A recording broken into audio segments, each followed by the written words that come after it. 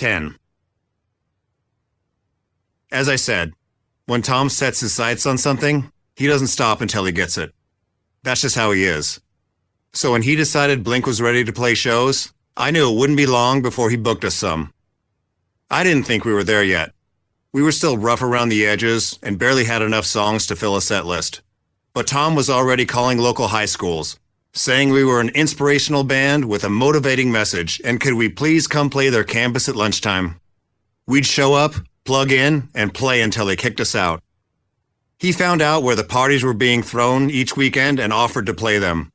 We played backyards and garages. We played a prom. But this wasn't enough for Tom. He wanted to play real shows. He called clubs all over San Diego and begged them to let us perform. Finally, in March 1993, we got the chance to play our first show in an actual venue. Our friends in the alt-rock band The Iconoclasts booked a heavy metal bar called the Spirit Club in Mission Beach on a Tuesday night and invited us to open for them. A real show? Hell yes! It was sort of a pay-to-play situation where we were given 50 tickets to sell in advance of the gig.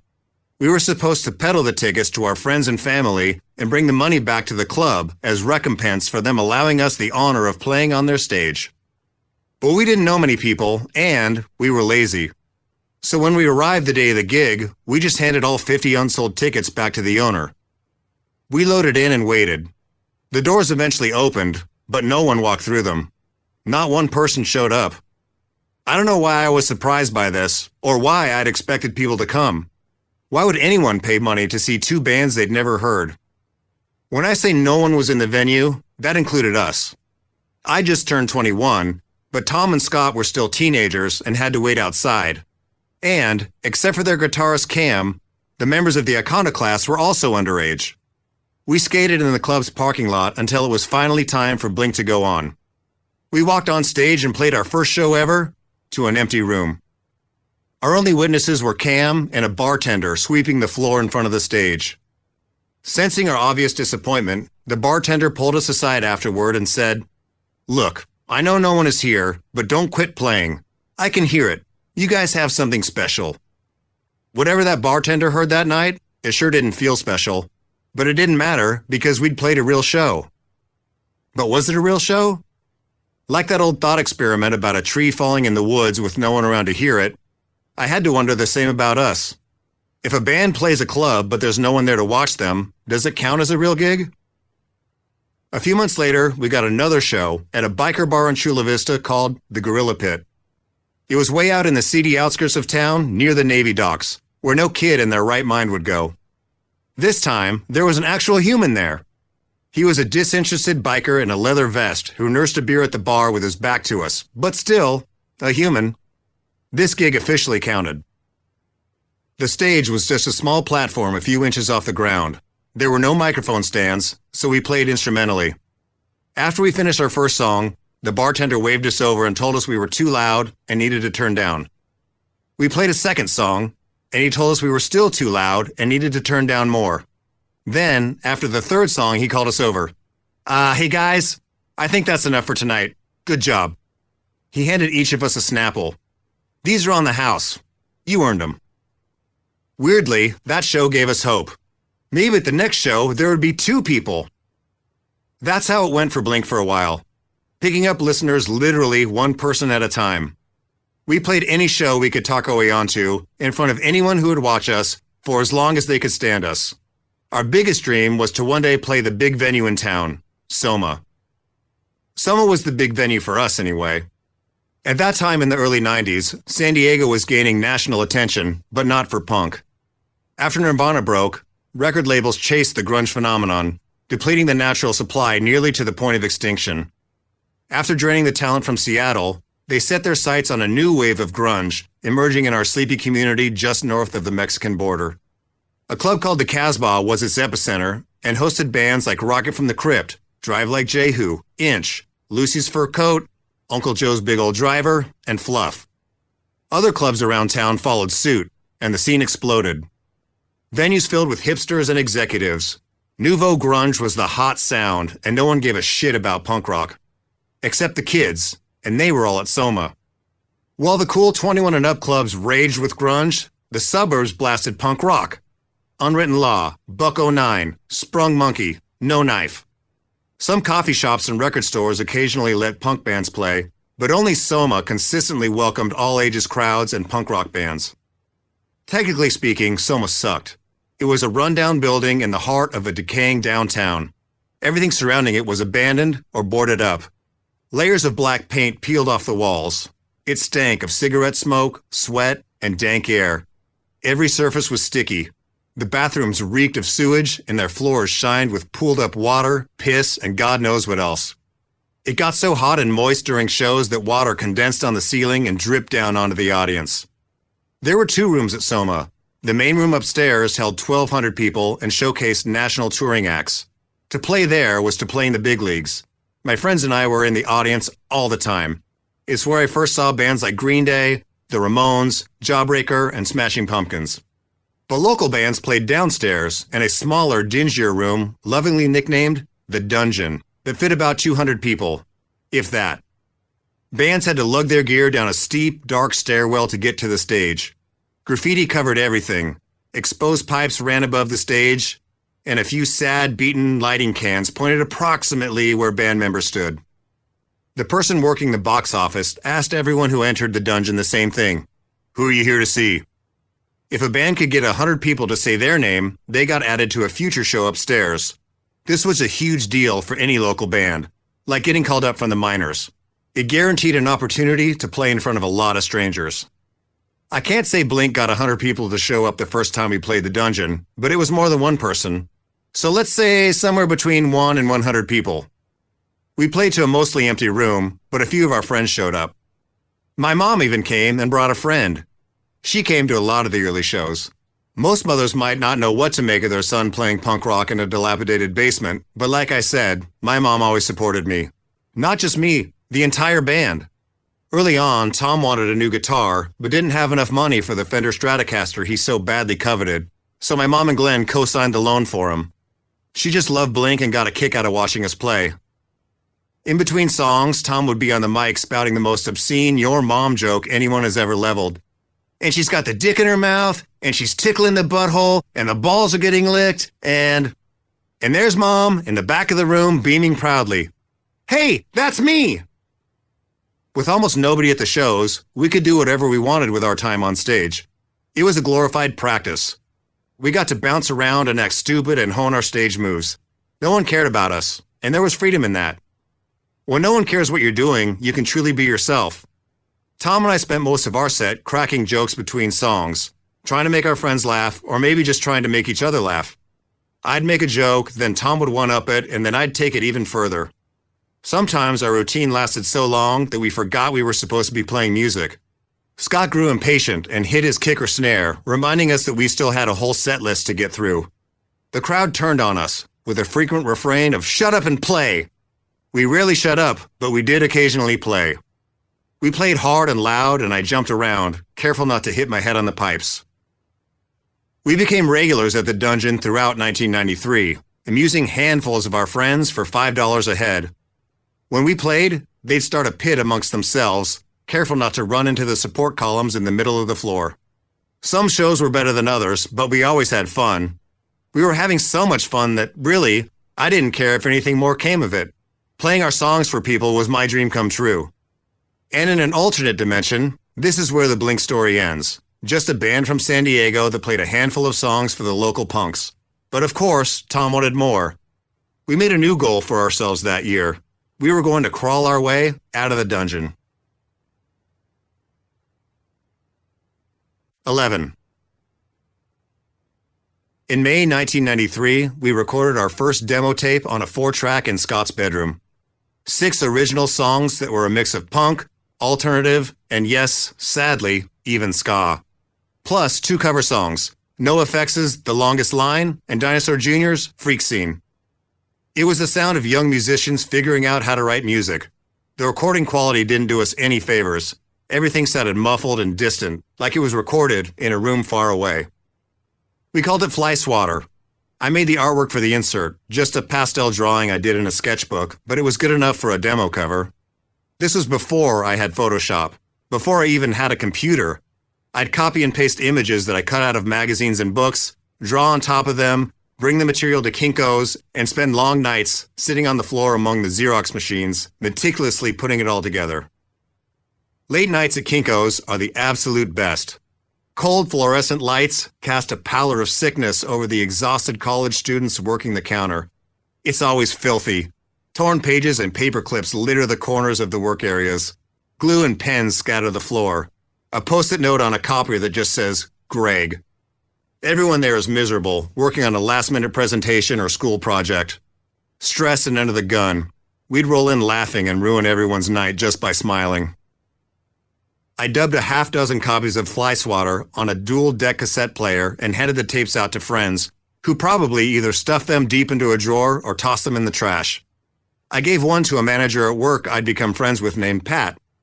Pat and I killed time at the warehouse talking music. We loved the same bands and went to the same shows.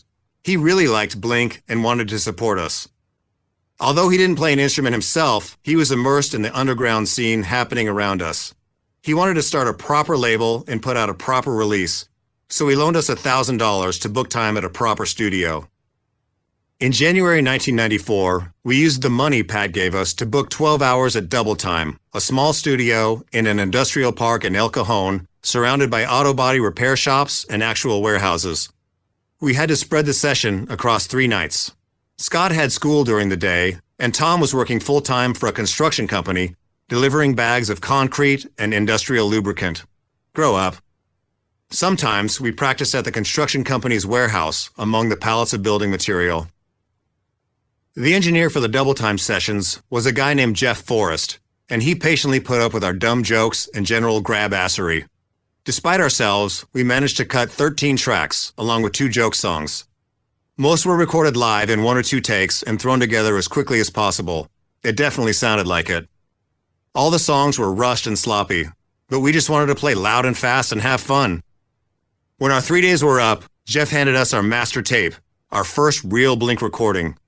If we were going to distribute it, we needed artwork, so we asked Cam to take pictures of us in Scott's backyard.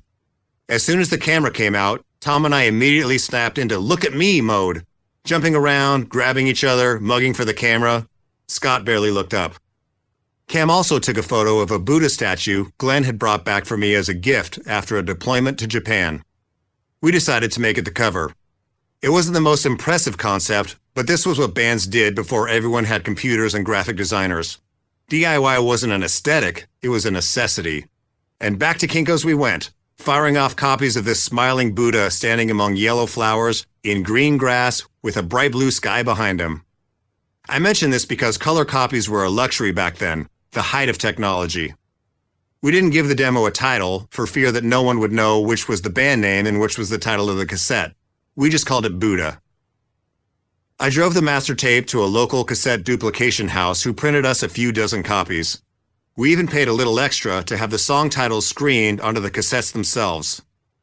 I brought the stacks of tapes to my mom's house, where she, Glenn, and Ann helped me fold and stuff the inserts into each cassette case.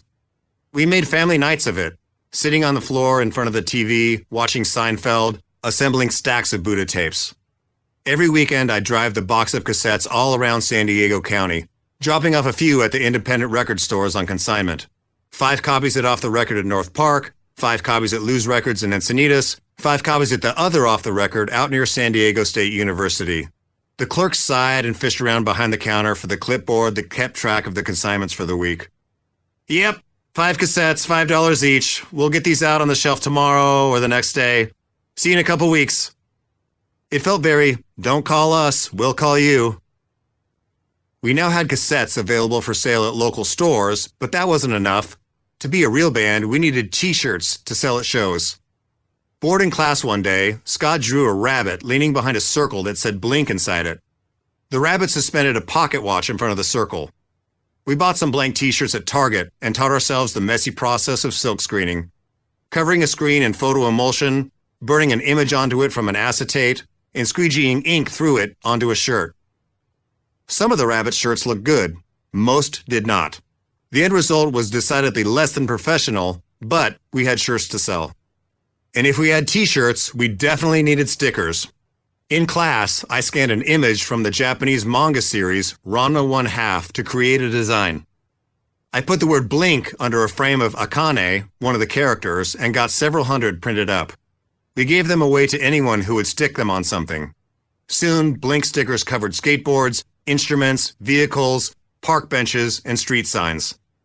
While I assembled and distributed our demo tapes and merch, Tom called every venue he could find in the San Diego phone book and begged for more shows. Then he'd call me with the results. "Hey, I booked us 2 shows next weekend. One at the Soul Kitchen out in El Cajon, and the other at a bar in the Gas Lamp." This established a dynamic early on that would remain for years to come. Tom dreamed big, and I saw it through. He strove, and I stabilized. He's the guy reaching for more, and I'm the guy making sure the band can withstand the structural pressure from the leap to hyperspace. This is a huge generalization, of course. All marriages, bands, ebb and flow back and forth, and our roles in the marriage, band, have changed drastically over the years. Rudder and oars. Sometimes pulling, sometimes being pulled. Each of us takes turns at the till.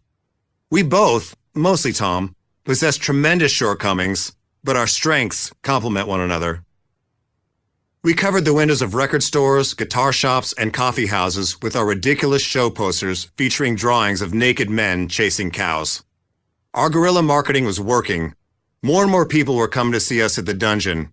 Kids Tom went to school with, college-age punkers, and our skate friends. We played the small room 3 more times, and at our 4th show, 140 people said our name at the door. It was packed. Scott counted us in, and the place went nuts. The crowd surged forward, and our microphones got knocked to the floor. People sat on stage and sang along. Within a year, we got promoted from the Dungeon to the main stage as an opening act. The first of 5 bands on a bill in a modest punk rock club in a medium-sized California city in the lower left-hand corner of the United States. But by our standards, we'd made it. April 28th, 1994, our big main stage debut. Face to Face headlined. They were one of our favorite bands. I was nervous all day. We loaded our gear into my stepdad's station wagon and pulled up to Soma so early the employees hadn't even arrived to open the doors yet. Face to Face were friendly enough to an opening band. They got to use the single dressing room behind the stage and sit on its busted, slumping couch. I was so jealous of that couch. Someday, I thought, someday we'll be the ones sitting on the sad cum couch. As we gradually moved up the Soma ladder, a weird thing started happening on my weekend rounds to the record shops. At first, maybe 1 copy of Buddha sold each week. But then, 3 or 4 copies would be gone. Then they were all gone, and the store needed more. How was this possible? Who was buying them? It wasn't our friends or relatives. You're telling me strangers voluntarily paid money for our music? I couldn't even wrap my head around the concept. The name Blink was getting around San Diego, and the number of Buddha tapes kept multiplying. People knew us, but we didn't know them. Then 2 people found Buddha, and they would change our lives forever. 12. His name was O. O was this big, long-haired dude, and he was everywhere. If there was a show in town, O was there. If there was a skate session happening, O was there. Word spread that Tony Hawk was skating some ditch nearby. You'd grab your board and rush over, and O was already there, posted up, taking photos. He shot for Transworld and documented everything happening in our underground community. A true San Diego scenester who never missed an event, he talked to everyone and had his finger on the pulse of everything happening in the city. Everyone loved and respected O. O sang and played guitar for this sort of grungy, sort of punk band called Fluff. They were one of the bigger bands signed to the local independent label, Cargo Records. Cargo had all the cool San Diego bands, Rocket from the Crypt and Drive Like Jehu among them. Every local band dreamed of getting signed to Cargo, though we never thought they'd be interested in Blink. We were beneath Cargo. Their bands were a bit older, a bit artsier, definitely cooler. They played bars and 21 and up clubs. We were just this band from North County, playing our cute shows for the outcasts and punks over at Soma. Not hip enough for Cargo's respectable roster. It was a completely different scene. But O stuck up for us.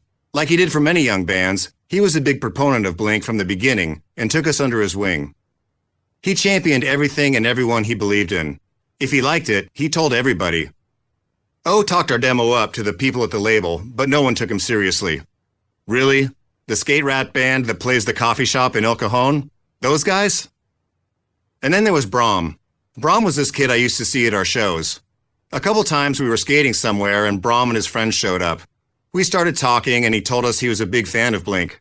And as luck would have it, his father happened to own Cargo Records. Bram was always hounding his father to sign us. He left the Buddha cassette in his dad's stereo overnight, so that when his dad drove to work in the morning, the first thing he heard was Blink. After months of torment from Bram and O, the folks at Cargo finally relented and begrudgingly agreed to sign Blink. Except they didn't want our style of music sullying their boutique art rock label, so they created a separate pop-punk imprint for us called Grilled Cheese. Some of the staff there embraced us with open arms, but I got the feeling some of the snobbier employees at the label weren't amused by us. We'd show up at their offices, crack some jokes, and raid the employee refrigerator. Then we'd leave with 20 CDs out of the promo cabinet. In meetings, we'd ask questions we thought we should ask, pretending like we knew what the answers meant. Ah, yes, distribution and recoupables and budgets, of course.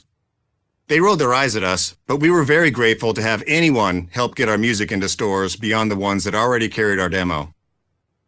Cargo signed us for $1,500. Originally, we insisted that we only needed $500, but the label convinced us we needed more for a decent recording. We booked time at West Beach, a studio in Hollywood. Going to West Beach was like passing through the pearly gates for us, because it was owned by members of Bad Religion. It was where they recorded most of their albums, as did NoFX, Pennywise, and Down by Law. This was our first experience in a real LA studio, and we were way out of our league. They told us to bring reel-to-reel tapes for our sessions. I didn't know where to buy them, how much they cost, or how many we needed. I just showed up at a recording supply store one afternoon, walked up to the counter, and asked for 1 album's worth of recording tape, please. We packed our gear into Tom's red pickup truck and drove to Los Angeles. He swore he knew where he was going. We looked for addresses as we drove down Sunset Boulevard, but couldn't find the place. We tried a different route, but got lost in the winding roads of the Hollywood Hills, which eventually dumped us into the parking lot of a restaurant miles away. By the time we got to the studio, we were 3 hours late, losing precious time we couldn't afford. We only had 3 days in town and needed every minute. We loaded our equipment in as fast as we could and felt behind the gun all day. The studio engineer was leery of us. He was used to working with established punk bands who had been around the block a time or two, and it was obvious we were in over our heads.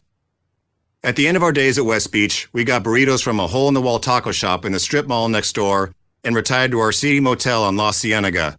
The three of us crammed buns to guns in a lone queen-size bed. It was unglamorous in every way, but so what? We were a real band. We were the shit. We had a record deal. We played the main stage in our hometown. Our instruments even had cases. Most of them, anyway. To the surprise of no one, 3 days was not enough time to lay down the ambitious 16 tracks we brought to the studio, and we didn't finish. When we got back to San Diego, we had to book additional sessions at double time to wrap up the album. O sat at the board and brought us home. We called the album Cheshire Cat. I love Alice in Wonderland, and obviously the coolest character in the story is the Cheshire Cat. He's unknowable. He's here, and then he disappears. He says weird shit. He's the fool of both Shakespeare and tarot. Tom was still working in the construction company warehouse. One day, a door-to-door calendar salesman came calling, offering a cat calendar.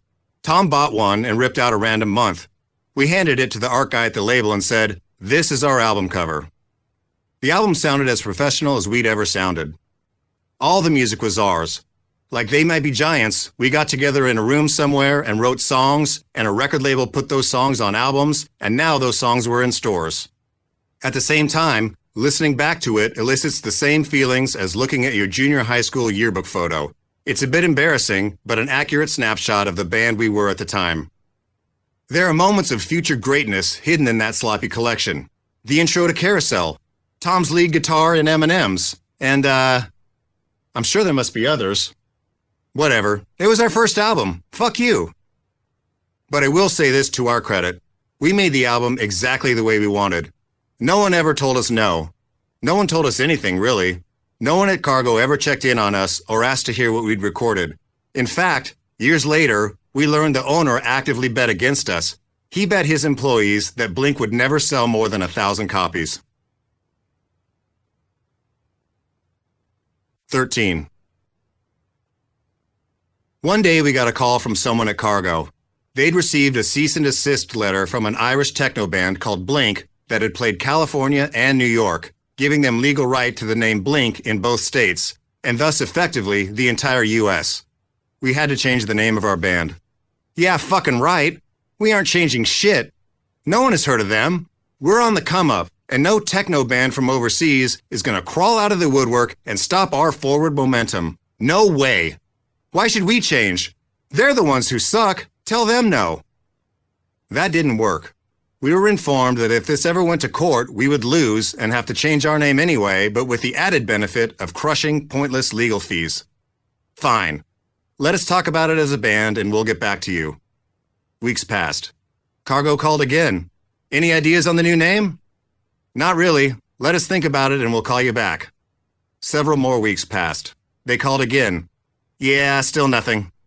This dance persisted for months, to the point where Cargo finally called with an ultimatum. Either you decide the new name right now on this phone call, or we will choose it for you.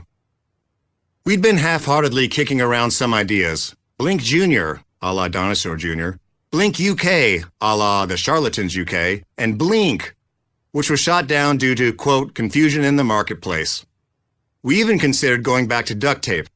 Frustrated, irritated, and no closer to a solution, I threw up my hands and said, fine, how about Blink, I don't know, 182. The response from the head of our label was a defeated, sure. And that was it. From that moment on, we were Blink 182. Over the years, we've offered a number of reasons behind the choice of 182. 182 pounds is my ideal weight. 182 was the number of the rescue raft my grandfather floated on after the sinking of his battleship in World War II. Someone claimed Al Pacino says fuck 182 times in Scarface. It's been proven wrong, but that one stuck for a long time and we still get asked about it. Maybe 182 is the number lovingly painted on my childhood sled, long before I became a morally bankrupt newspaper tycoon, dying alone among my riches. Maybe it's a blank canvas and everyone paints their own interpretation of 182. Maybe the real 182 is the number of friends we made along the way. 14. I was still technically attending college, but Blink 182 was overtaking my life. Every semester I structured my course schedule so we could tour on weekends. I crammed a full load of English and literature classes into Tuesday, Wednesday, and Thursday, leaving Friday through Monday free to play shows as far as we could drive to, usually nearby cities like Los Angeles, San Francisco, Las Vegas, and Phoenix. But as we ventured farther and farther out, it began putting strain on my schoolwork. Sometimes we'd play a show on a Tuesday night, and I'd have to miss a whole day of classes and spend the rest of the week catching up. A fork in the road was clearly forming. Finish school, or fully commit to Blink 182. I asked my parents for advice. As usual, my dad was cautious. Just make sure you have a backup plan in case the band thing doesn't work out. And as usual, my mom was unconditionally supportive. You can go back to college anytime, she told me. There are 40-year-olds who go back to school. You only get one chance to be in a band. That sealed it. Fuck college, fuck grades and fuck classes, and definitely fuck my job at the record store. I'm fucking out of here. I never set foot on campus again. If Blink 182 was going to play more shows outside of San Diego, we needed a van. I'd borrowed my stepdad's station wagon too many times. Other bands had vans of their own. Some even had shuttle buses they converted into luxury touring vehicles, replete with individual bunks and a separate storage area. We wanted that. Damn it, we deserved that. Tom and I drove to the dealership with visions of scoring the coolest, most badass touring van ever. All black everything. Black paint, black tinted windows, black leather interior, extra room in the back for equipment. Fuck yeah. We're gonna roll up to shows in slow motion with a plume of smoke trailing behind us. Tour that motherfucker into the ground. But the dealership didn't have the coolest, most badass touring van ever with the all black everything and extra room in the back for equipment. They did have a small white van with a light blue interior, and we could drive it away that day. Fuck it. Sold. And if we had a van and a desire to tour, we needed a manager. I wasn't sure what a manager did exactly, but Tom thought we should get one. He kept bugging this guy, Rick DeVoe, to take us on. Rick was a total Southern Cali surf bro who promoted a lot of the punk shows in San Diego. He worked at a big production company, Bill Silva Presents, and had his own company called Big Dummy Jam. He also managed the band Unwritten Law, who were friends of ours that we played shows with all the time. One weekend we had a show in Reno and couldn't beg or borrow a vehicle, so they loaned us their van, which had the word cock scrawled in huge letters on the side of it. And you couldn't turn off the ignition or it wouldn't restart, so we had to gas it up while the engine ran. Tom cold called Rick a lot. When his calls weren't returned quickly enough, Tom showed up at his office to give him our cassette in person. Rick wasn't there, so Tom left it on his desk with a note that had his phone number on it beneath the words, "Punk rock band, melodic." Eventually, Rick caved and started adding us to his shows.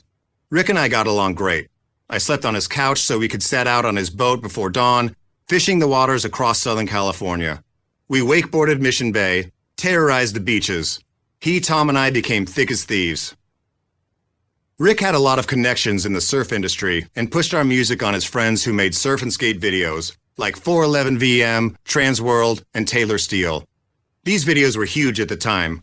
They were how new athletes, tricks, and trends spread both nationally and internationally.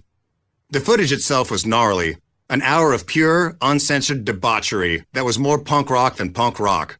Top athletes pulling off the impossible, intercut with scenes of reckless mayhem.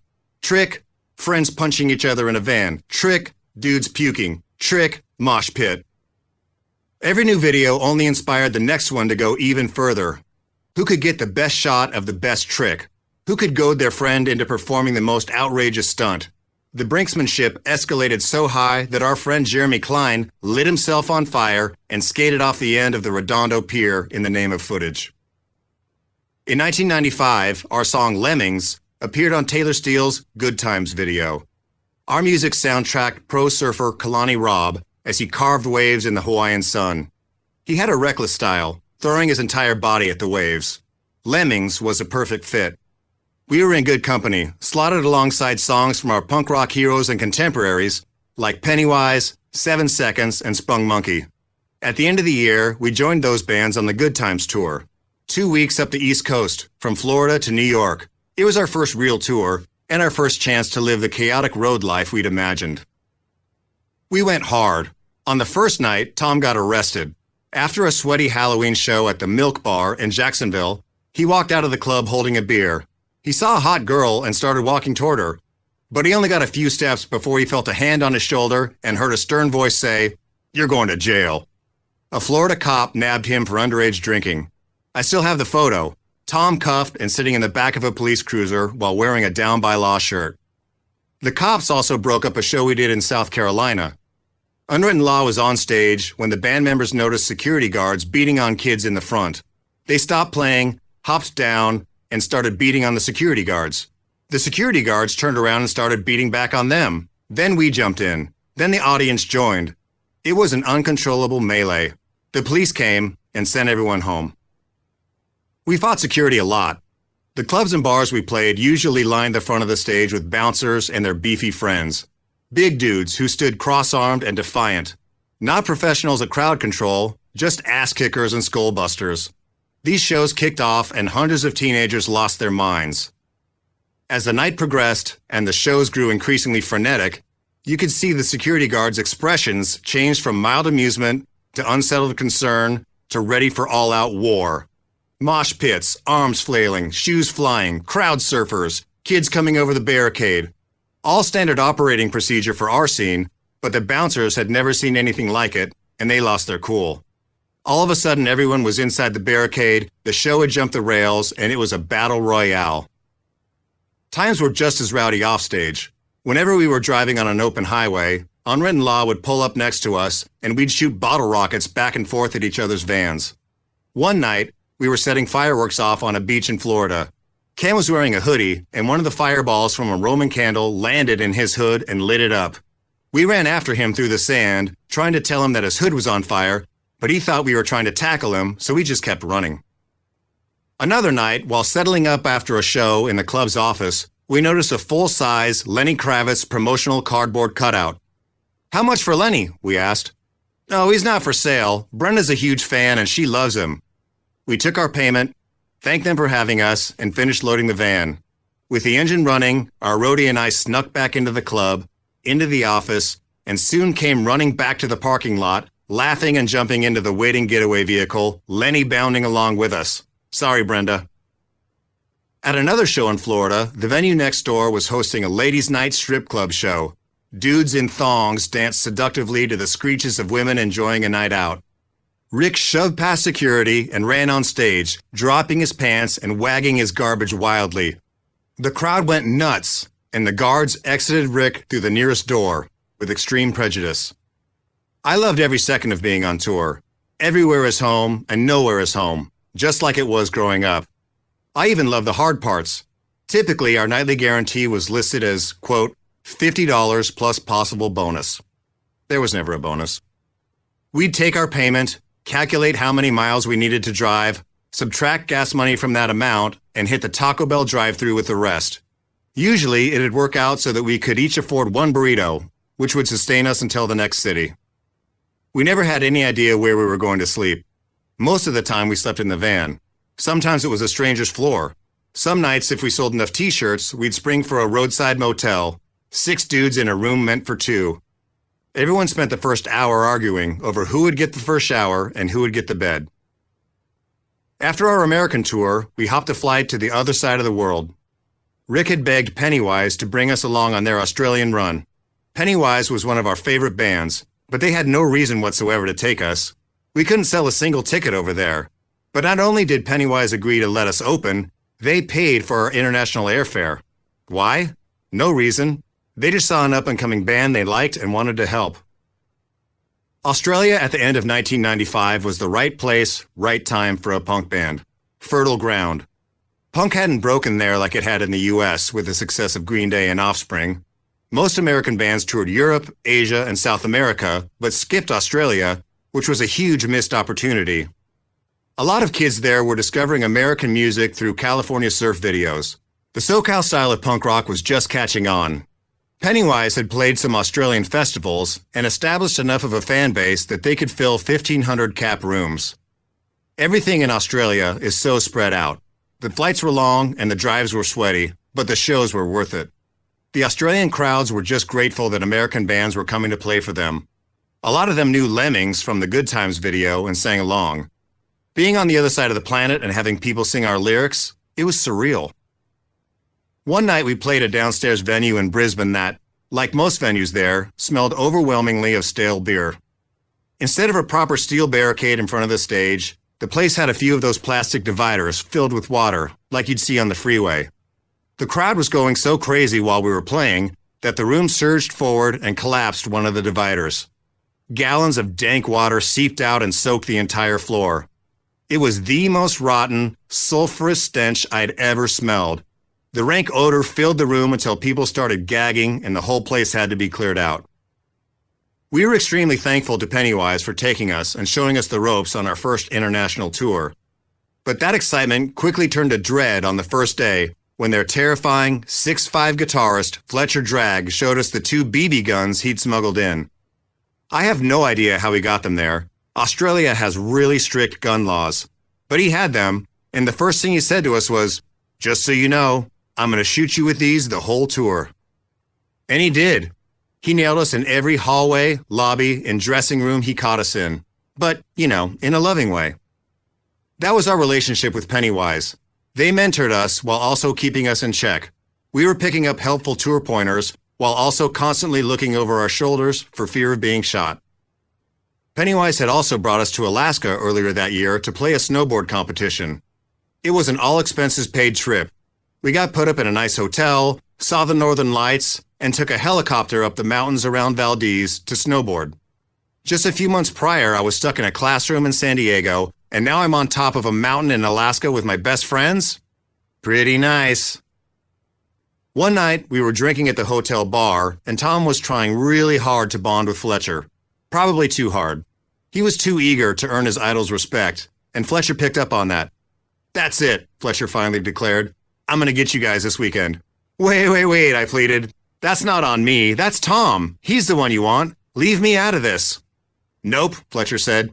Tom's in your band, so you're going to get it too. In fact, you're going to get it worse for trying to weasel out of it. Fuck.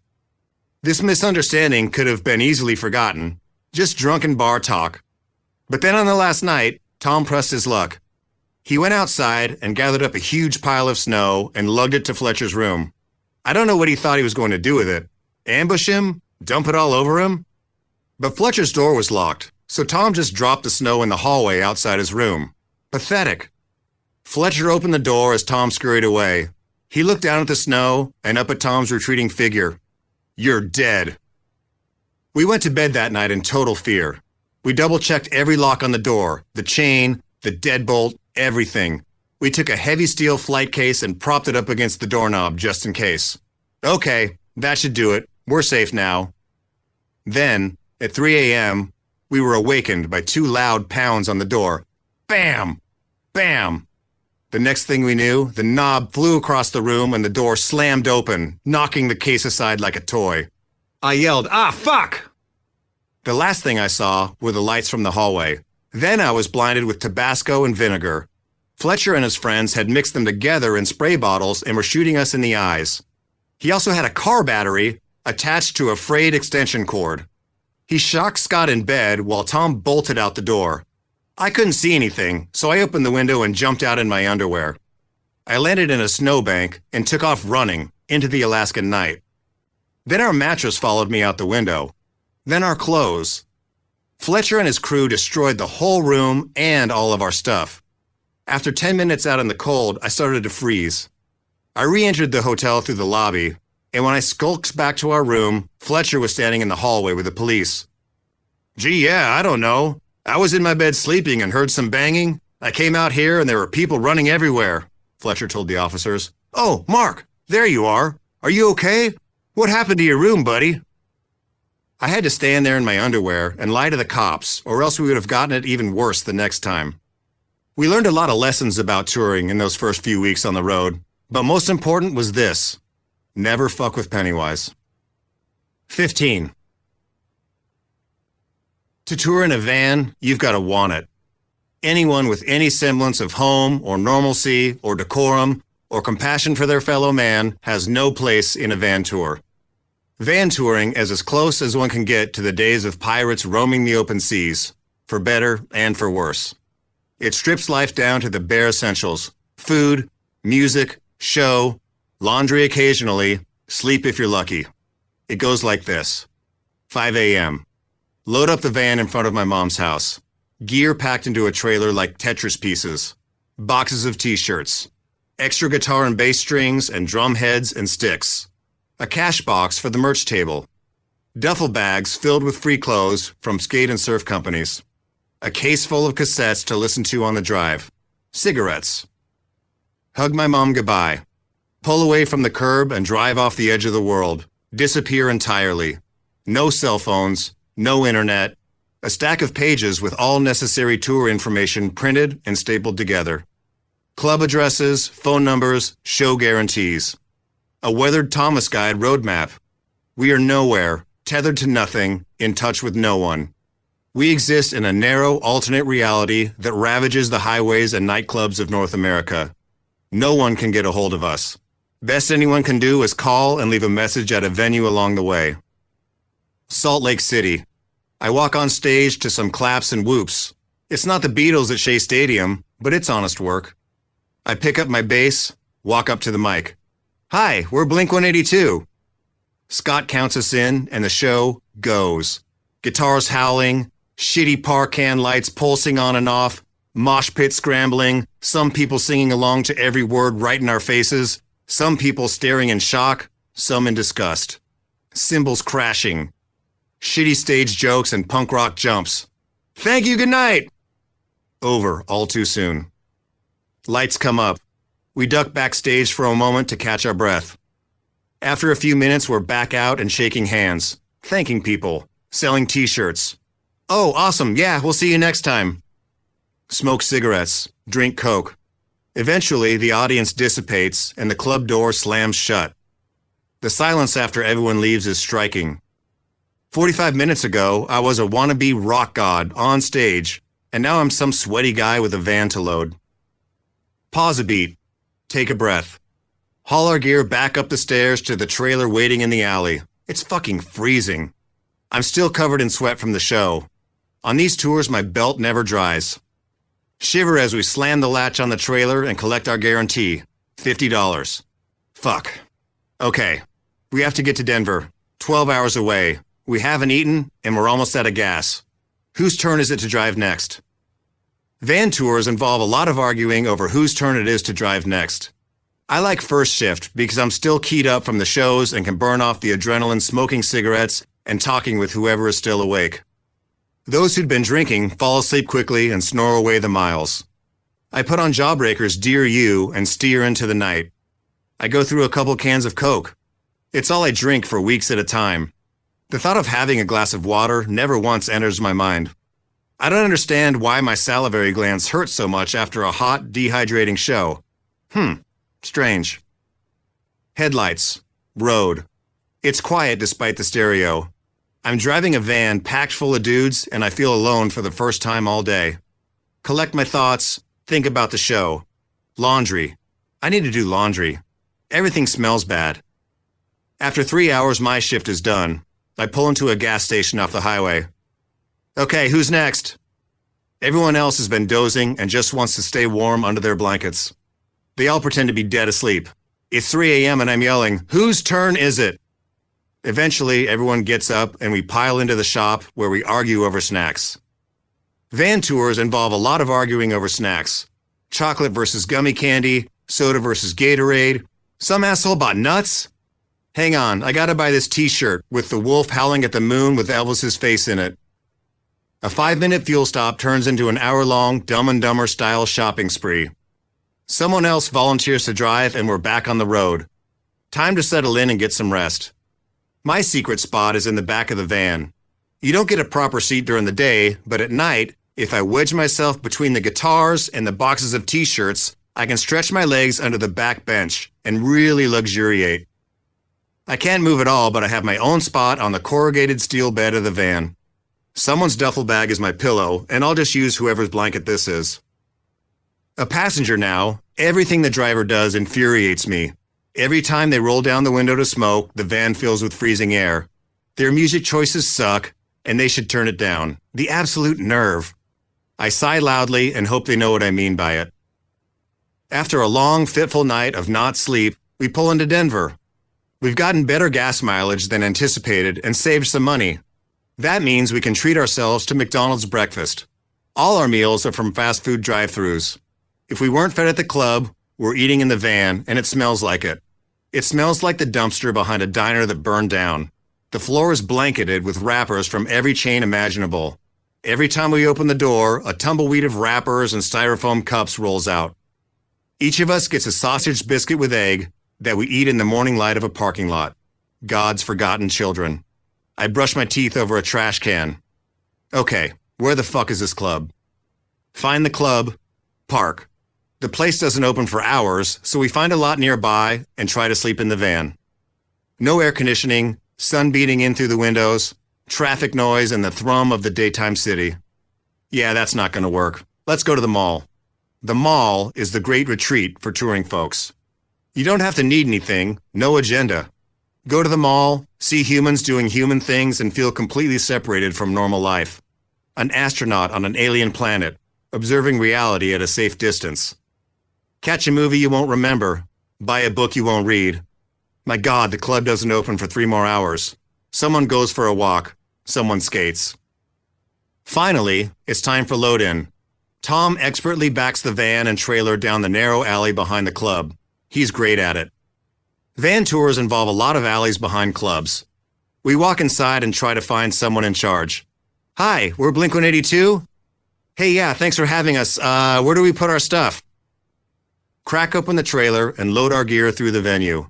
First things first. Where's the bathroom? Always use the ladies' room. They're usually cleaner, although only just. Finding a decent bathroom at every venue is imperative.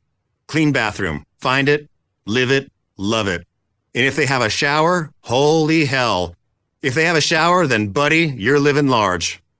Just make sure not to get a foot fungus from the 1,000 other dudes before you in that filthy mold experiment. And for God's sake, don't touch the shower curtain. How about a dressing room? Is that it there? The room right off the dance floor with the flimsy curtain as a door? Okay, cool. And here's a cooler of soda in case you get thirsty. Backpacks on the couch, and we begin the day in earnest. Scott methodically builds his drum kit.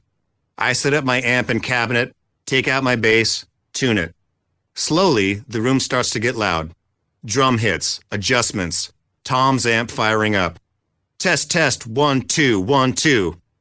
Yeah, can I please get a little more of me in here? Ch-ch-ch. Yeah, hey. Okay, that sounds good. Should we do one real quick? Yeah? Okay. Sticks click and we bash through a song. Voices scratchy from no sleep. Loud. So loud. Motioning to the sound guy for more guitar. That's good. You guys good? Okay, great. Showtime at 10. Find a folding table and set up our little merch shop for the night. Tape an example of each item to the wall behind us. Shirts, $10. Cassettes, $5. Stickers, $1. Doors open. People file in. The house system plays a mixtape the sound guy put together.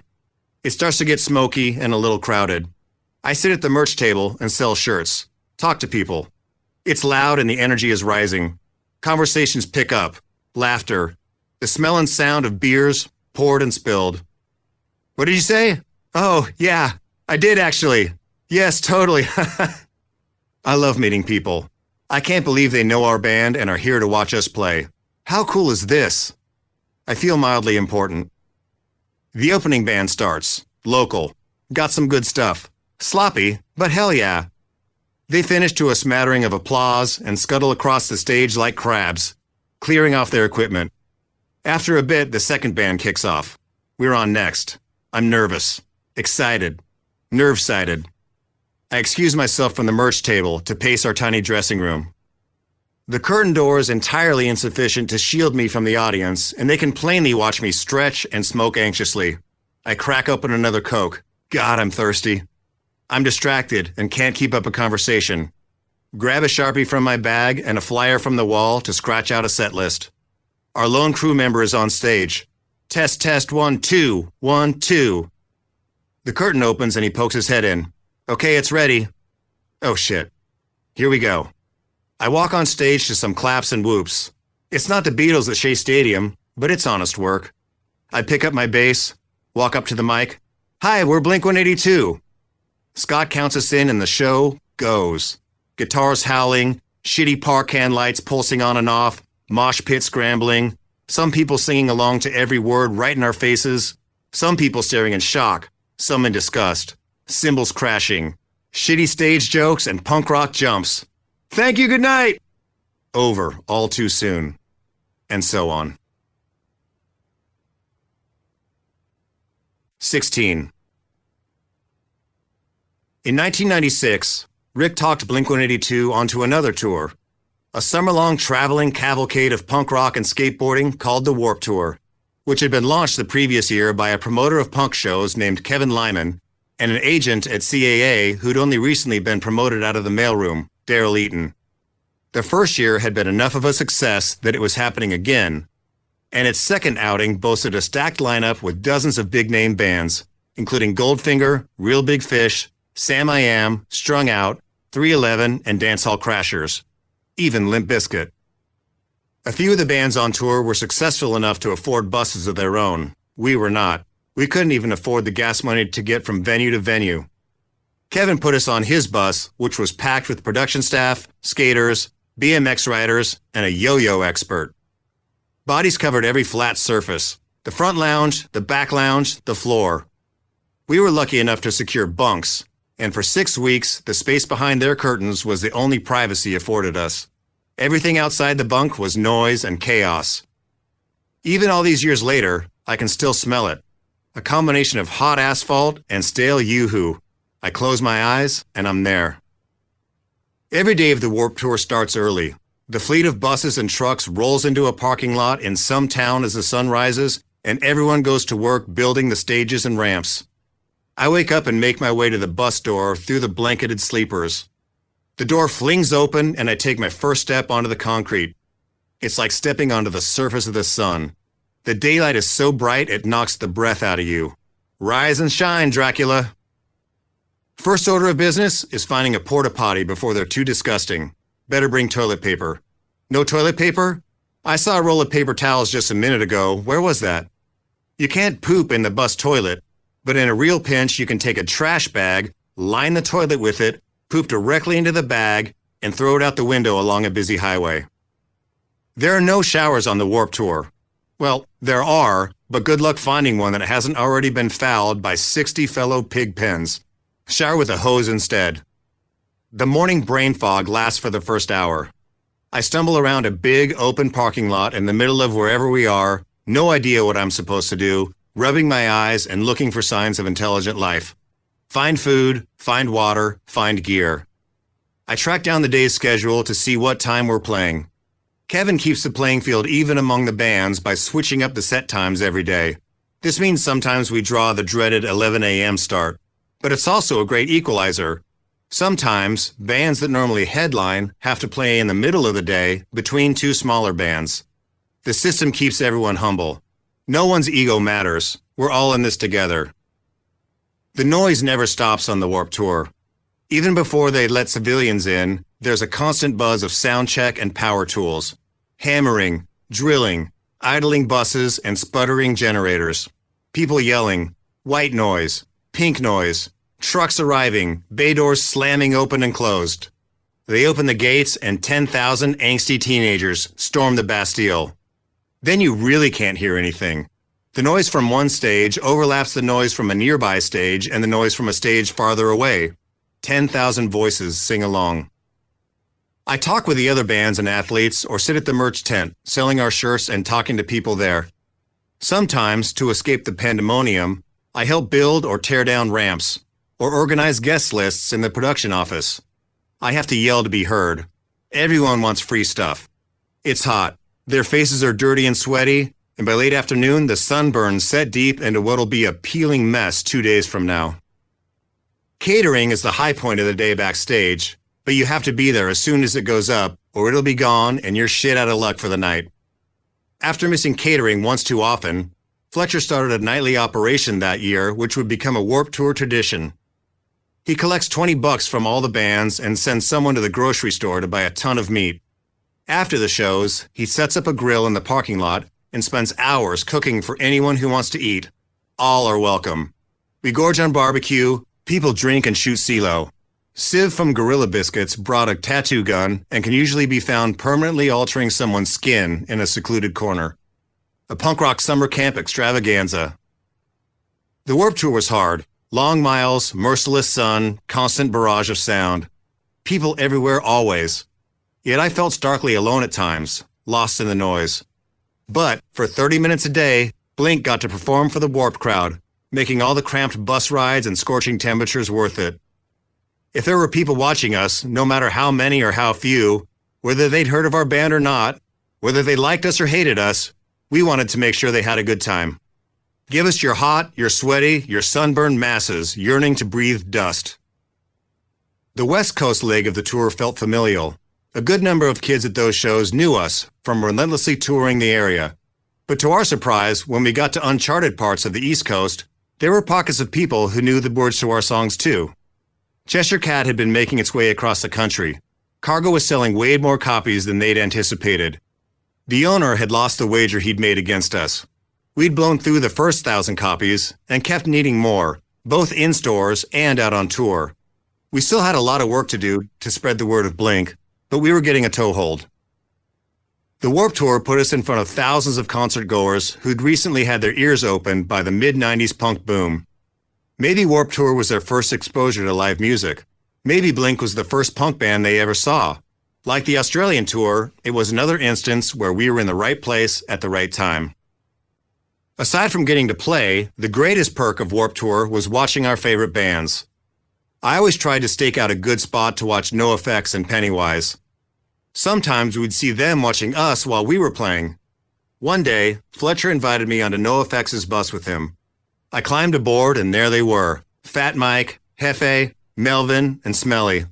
As far as punk rock hierarchy went, they were legitimate celebrities. I wish I had a fun story to share about a wild party happening on the bus of the famously rowdy NoFX. But the truth is, it was all very normal. They were writing a set list over afternoon beers, like we all were. Fletcher introduced me, they said hi, and that was pretty much it. But in my head, I'd leveled up. I was finally sitting at the cool kids table.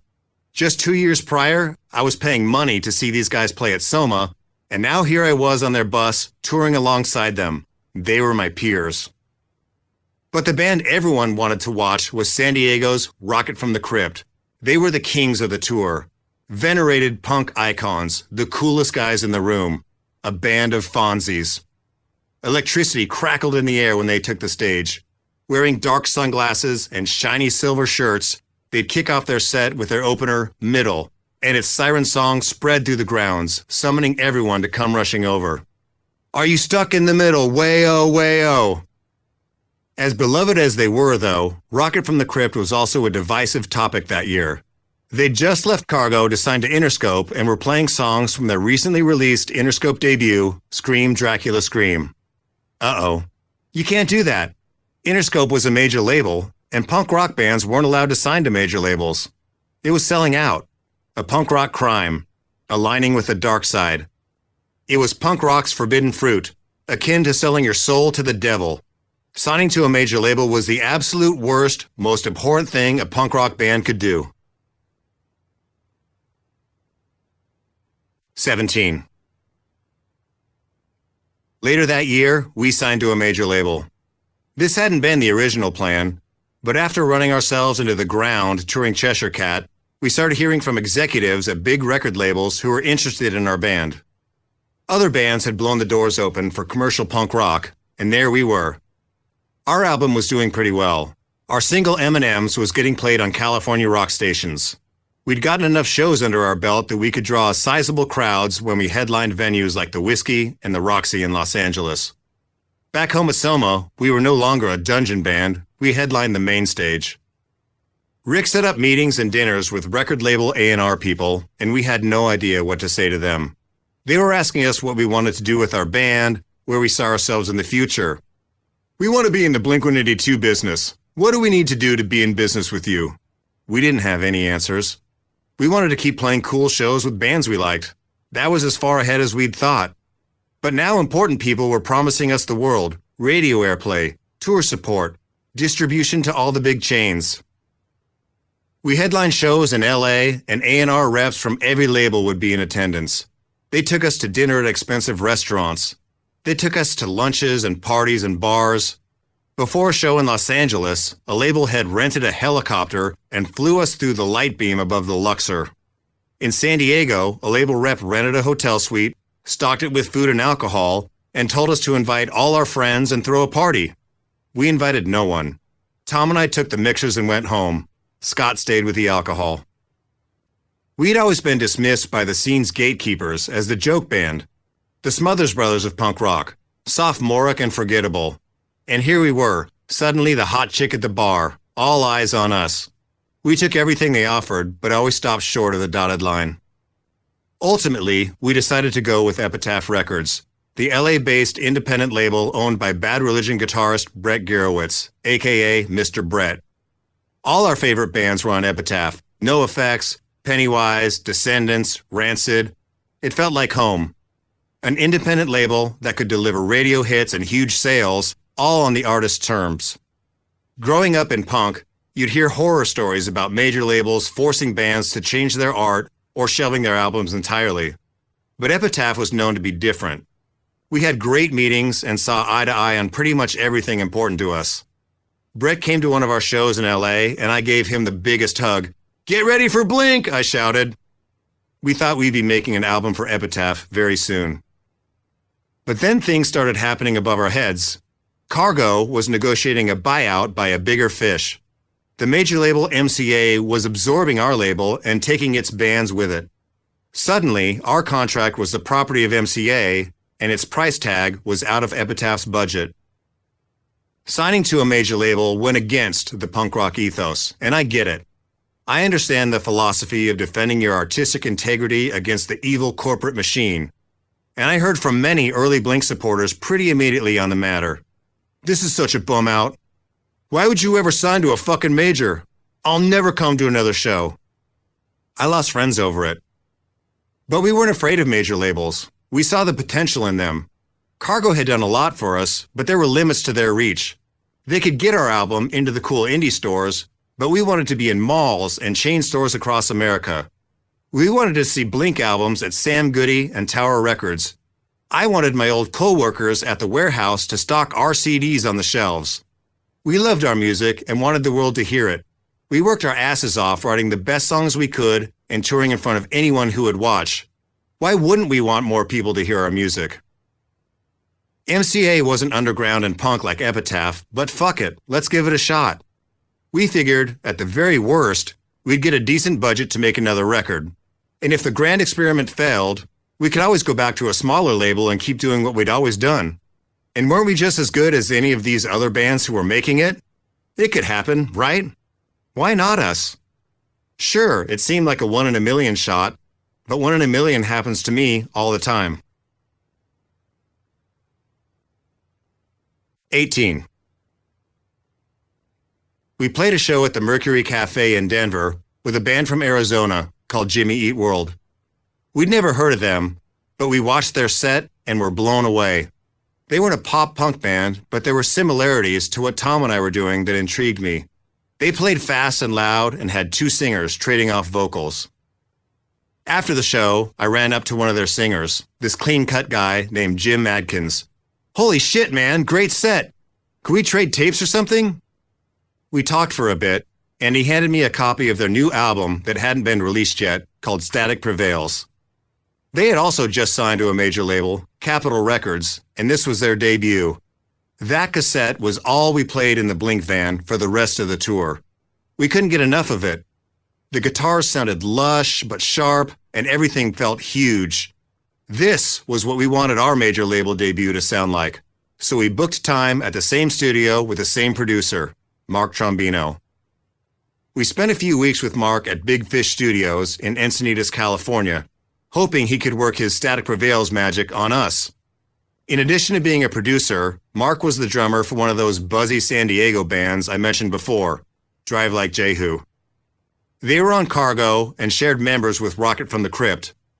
Mark took what he did very seriously. He was like a musical accountant. He wore glasses and dressed very nerdcore, before nerdcore was even a thing. He wanted precise, tight recordings. We, of course, acted like idiots the whole time. Sometimes I'd stand behind Mark in the control room completely naked without him realizing. Or maybe he did realize and he just chose to ignore me. Still, he put up with us as best he could. Mark was smart and talented and gave new life to the music we brought him. Even though our songs were about Star Wars and jacking off, he treated us like serious musicians. Instead of just pressing the record button and committing us to tape, he pushed us to try harder. He made us redo takes again and again until we got them right. We woke up every day and got to the studio ready to work. But there was also Mahjong on the studio's computer, and decades worth of Playboy magazines in the lounge. At one point, we found a CD of sound effects, crowds booing, horses neighing, dogs lapping water, and spent hours trying to incorporate them into joke skits. When we were done, we had the best batch of songs we'd ever made. We were proud of all of them, but when it came time to pick the single, there was one song that had its hand up from the beginning. Damn It was a song I'd written on a guitar that only had 3 strings. I shared it with Tom and Scott, and they loved it. We put the whole thing together in just a few minutes. No second guessing, no overthinking. It was one of those songs that just sort of happened. We tested it out at shows, and people went bananas, so we made it our set closer.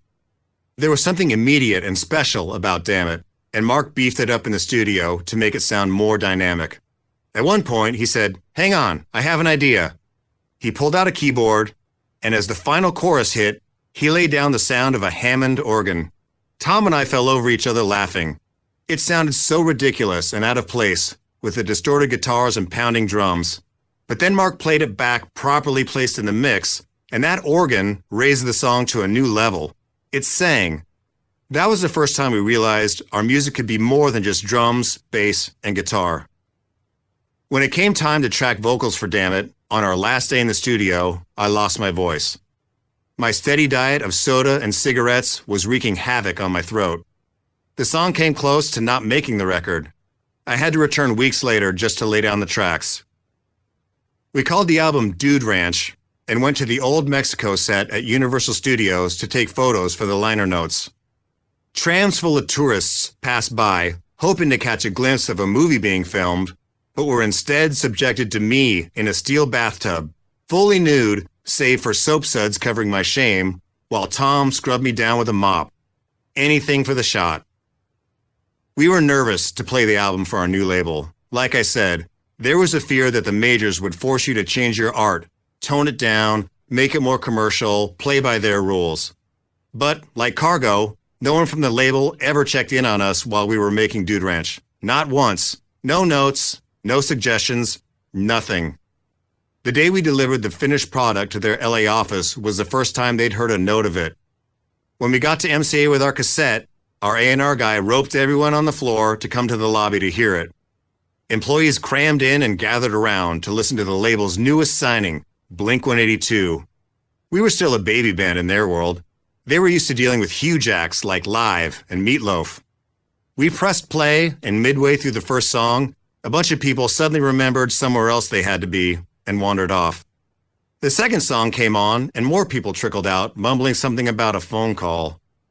But finally! Here was track 3, Damn It, our big single, our crowd pleaser.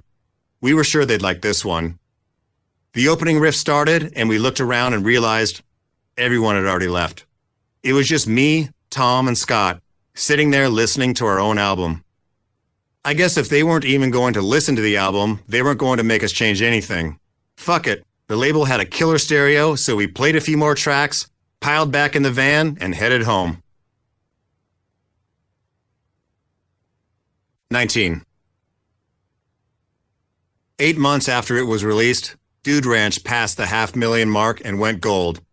You'd think I remember being presented our first gold record, but I don't. There's a photo of us somewhere holding one of those framed records, so it definitely happened. I just don't remember it. That whole year was a blur.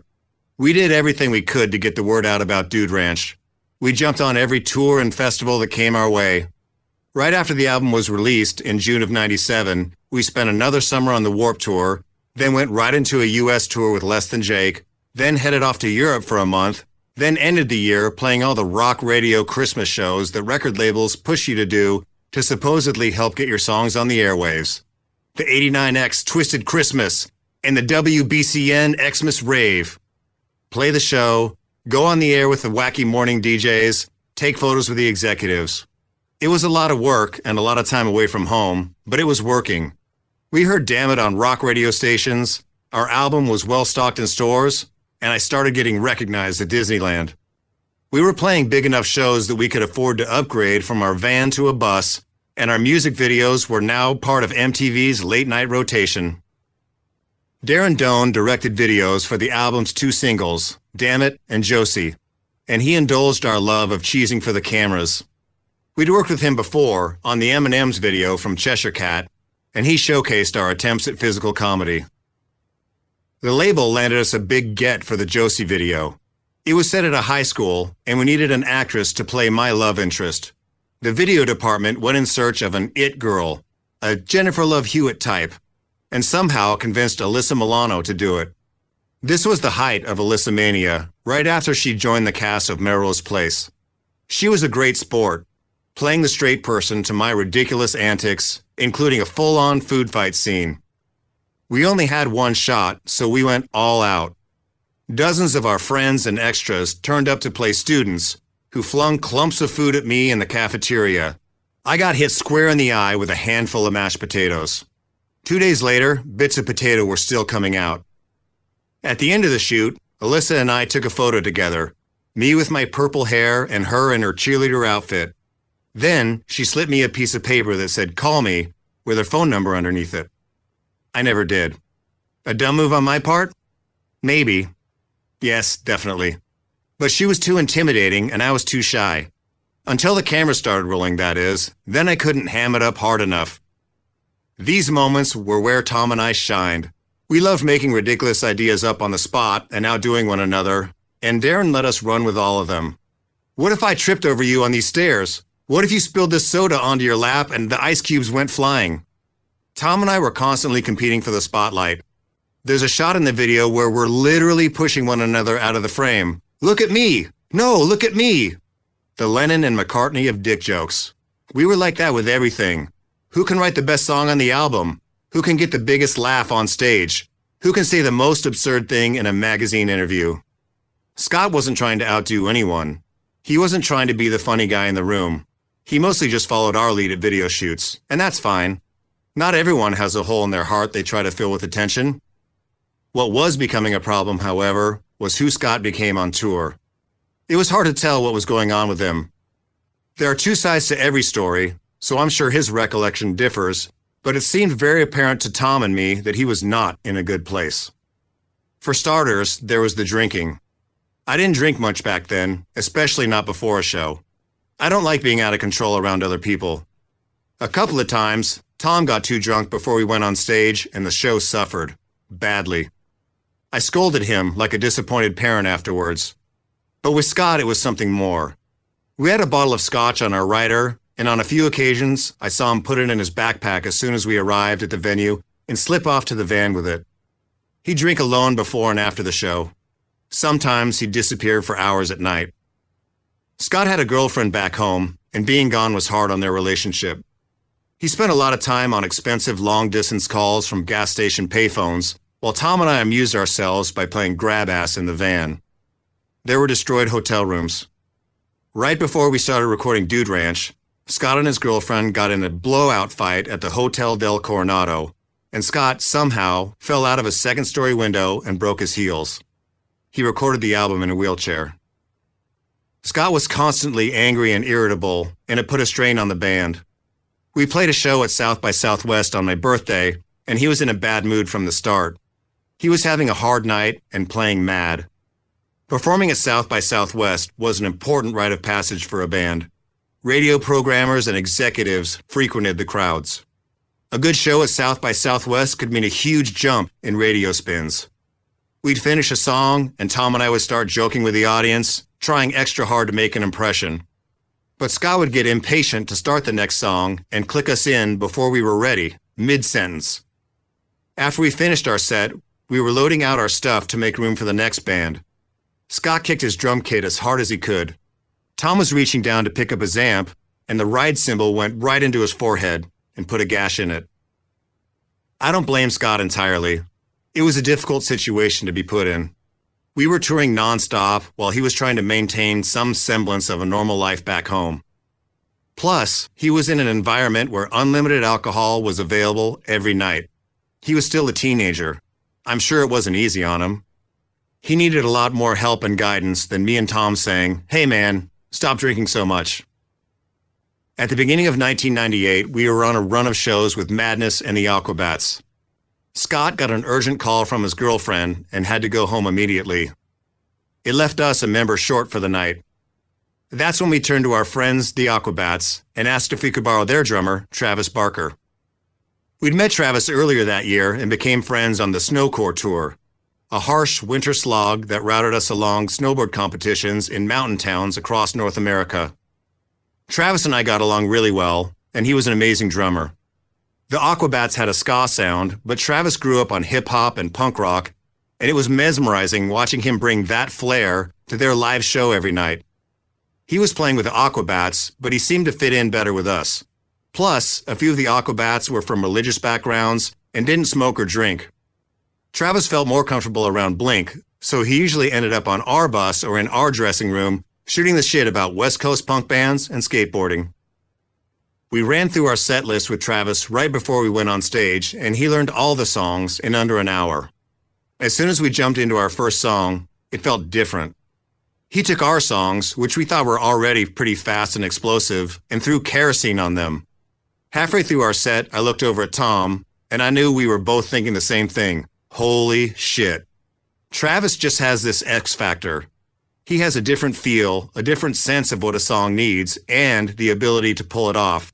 And on top of that, it was nice to see someone having fun behind the drum kit. After Tom and I hobbled home, we decided we need to call Scott about his drinking.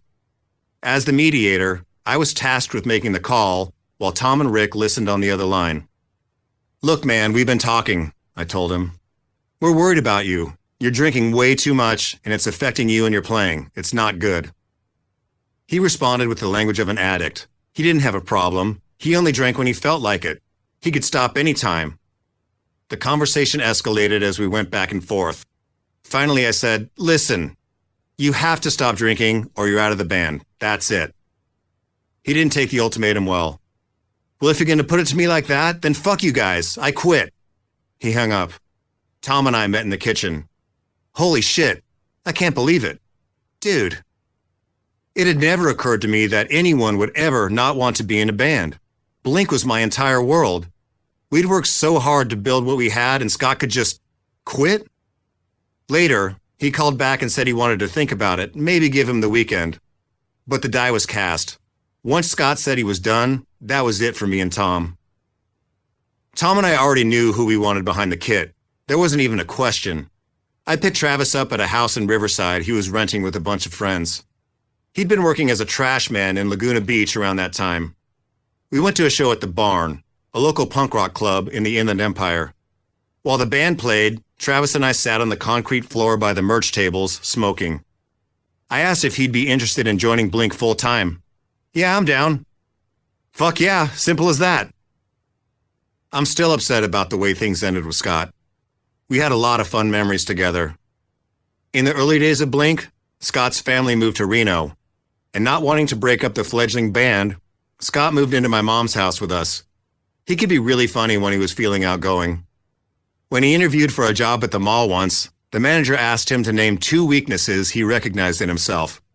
And Scott, completely unironically, said, "I'm kinda lazy and I dislike working with people." Fucking legend. We both like reading, and we ended up talking about books often, and he always had smart observations about them. We watched Mystery Science Theater 3000 together and ad-libbed our own jokes. We traveled countless miles in a van, endured the worst clubs, saw the world, laughed, rocked for crowds big and tiny. But Scott was on his own path, and Blink was slowly killing him. I couldn't help. I've only spoken with Scott once since then. He called me about a year after the ultimatum call. He was upset and wanted to yell at someone. He ran through a laundry list of grievances, both real and imagined, cursed me and Tom, called us hypocrites. After a while, he ran out of steam and stopped. I said I was sorry. This was just the way things were. We sat in the long silence. Then we hung up. That was the last time I talked to Scott. 20. Tom getting his head split open by a cymbal reminds me of another time he was injured in the line of duty. The original idea I had for the Josie video was for us to be the band performing on the sinking Titanic, playing in regular time, while everything around us happens in slow motion. People running and screaming as explosions go off everywhere. Then, in the last shot, as I sing, "Everything's Gonna Be Fine," the ship sinks into the abyss. The label told us the video would cost $7 million to make, and in no conceivable way would they ever allow it. Copy that. In hindsight, modeling a music video after the most expensive movie ever made was not my smartest idea. But the label said we could film a video in a basement where we break a water pipe and the rising water level drowns us. It was no Kate Winslet whispering, "Come back," but okay, cool. They took us to the water tank in the backlot of Universal Studios, and the 3 of us jumped in. We filmed in reverse order, so we started the day in a full tank of water. We held our breath and dove down for each take. Dive down, do the shot, come up for air. Dive down, do the shot, come up for air. Tom came up for air too fast once, and when he popped his head out, it hit a nail sticking out of the platform above us. It sliced his forehead pretty badly in the opposite direction of his cymbal gash. So now, Tom has an X-shaped scar on his forehead, forever. And we didn't even use the video. 21. While we're off on tangents, dear listener, allow me to regale you with the tale of my greatest contribution to pop culture, a 30-second cameo in the 1999 film American Pie. Around 1998, the producers of a new movie asked us to write a song for their soundtrack. They sent us the script and we couldn't stop laughing. The movie had a less snappy title at the time, something like The Kids of East Grand Falls High. But it was exactly our jam, an edgy comedy with a heart of gold. Tom even read for one of the parts. I'm pretty sure it was Stifler. Tom is definitely a Stifler. As someone whose musical tastes were shaped by movie soundtracks, I was stoked at the idea of our music being included in one. We headed back to Big Fish with Travis and recorded a new version of our song Mutt. But then the filmmakers went a step further and asked the three of us to appear in a scene. They were wrapping production and thought it would be a funny inside joke to sneak a couple shots of us into the movie while our song played. The scene goes like this. Jason Biggs and Shannon Elizabeth are hooking up in his bedroom while his webcam accidentally broadcasts to the entire school. Tom, Travis, and I pause our band practice to watch the live stream over our friend's shoulder. Oh, and there's a monkey for some reason. There should always be a monkey for some reason. Our directive was simple. Look at a blank computer screen and pretend like we're seeing something wild. Our lines were basic. Whoa, and no way, and holy shit. We did a few takes of those, and the other actor in the scene said his line. That guy's in my trig class. Wait, that's it? That's the whole scene? Not on my watch, buddy. I just drove all the way up here from San Diego, so I improvised and sang, Go Trig Boy, it's your birthday. That was it. The director called cut. They had what they needed. It was a short shoot, just a couple hours in the valley, and we were done. The movie hit theaters the following summer under its new title, American Pie. I went to see it, and there we were, up on the big screen. And to my surprise, they kept my impromptu Trig Boy line in the final cut. I made it! Worth every hour in traffic. American Pie instantly became an international phenomenon. It premiered at #1 its opening weekend and spawned multiple sequels. It's one of the most successful comedy franchises in movie history. But then, an unexpected thing started happening. People began quoting the Trig Boy line at me. I'd be walking down the street and people would yell, Hey Trig Boy! In the way Steve Carell must get people yelling, That's what she said! At him. It was a quick throwaway gag. I have no idea why it caught on as a popular quote. Maybe it's because the entire movie is quotable. Keep in mind, this is the movie that immortalized the phrase, This one time at band camp? Go Trig Boy became such a quotable line that its use now transcends me entirely. Perfect example. Many years later, I was having dinner with some of my closest friends, and one of them recited the line in conversation. Yeah, I guess I'll never live that one down. Live what down? They asked, confused. My line from American Pie? They genuinely had no idea I was the guy who said that line in the movie. It has become so ingrained in pop culture that even my closest friends are unaware of its origin. What an honor. My entire youth was spent quoting lines from movies and TV shows. Hell, my life is still spent quoting movies and TV shows. Some of my best friends are people I bonded with because they could quote Dumb and Dumber or Zoolander. That's all you need in life. Good friends, good quotes, and a great steering wheel that doesn't fly out the window while you're driving. So if I'm remembered for nothing else, let it be my one glorious addition to the American pantheon of quotable movie lines. Go Trig Boy, it's your birthday. You're welcome.